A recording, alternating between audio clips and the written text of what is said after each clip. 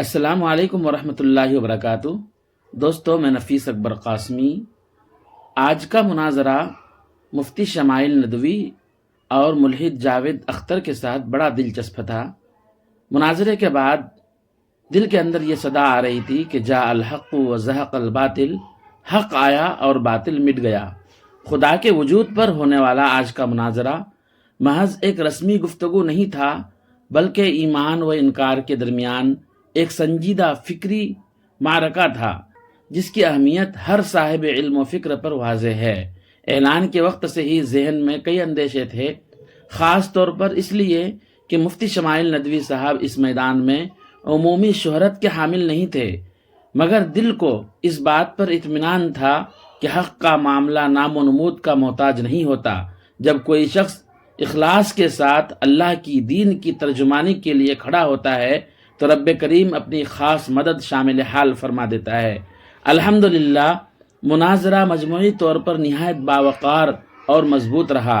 مفتی شمائل ندوی صاحب نے پورے سکون، اطمینان اور فکری استقامت کے ساتھ حق کی ترجمانی۔ ان کی سب سے نمایاں خوبی یہ رہی کہ انہوں نے پوری گفتگو کے درمیان کسی بھی مرحلے پر نفسیاتی یا عوامی دباؤ قبول نہیں کیا۔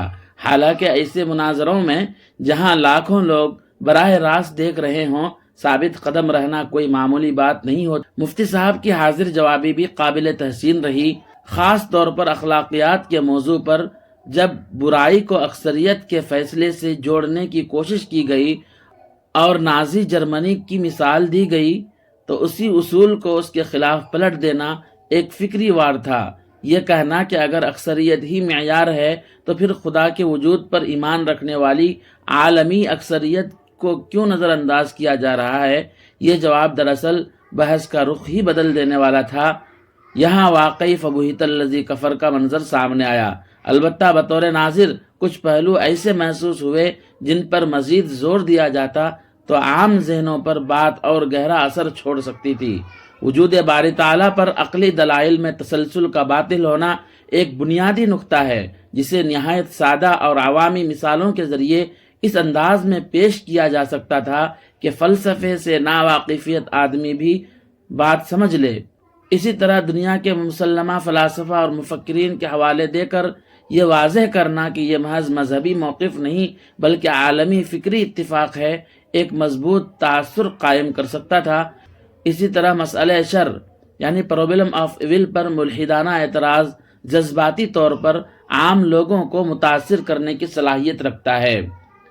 اگر اس مقام پر یہ بات مزید واضح سے بیان کی جاتی کہ دنیا امتحان کی جگہ ہے، اختیار اور اخلاقی ذمہ داری کا تصور اسی امتحان کا لازمی حصہ ہے، اور یہ کہ وقتی دکھ اور مصیبتیں خدا کے وجود کی نفی نہیں بلکہ انسانی آزادی اور عدل الہی کے نظام سے جڑی ہوئی ہیں، تو اعتراض کی کاٹ مزید کمزور ہو جاتی۔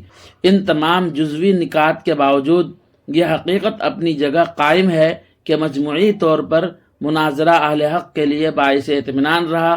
مفتی شمائل ندوی صاحب نے علمی وقار، اخلاقی توازن اور فکری مضبوطی کے ساتھ گفتگو کی اور یہ ثابت کر دیا کہ حق اگر دلائل کے ساتھ پیش کیا جائے تو شور، طنز اور جذباتیت کے سامنے ڈگمگاتا نہیں۔ اللہ رب العزت مفتی شمائل ندوی صاحب کی اس کاوش کو شرف قبولیت عطا فرمائے، ان کے علم و عمل میں برکت دے اور انہیں دین حق کی مزید خدمت کے لیے منتخب فرمائے۔ آمین یا رب العالمین۔ دوستو، پھر ملتے ہیں جلد ہی کسی نئی ویڈیو کے ساتھ۔ السلام علیکم ورحمۃ اللہ وبرکاتہ۔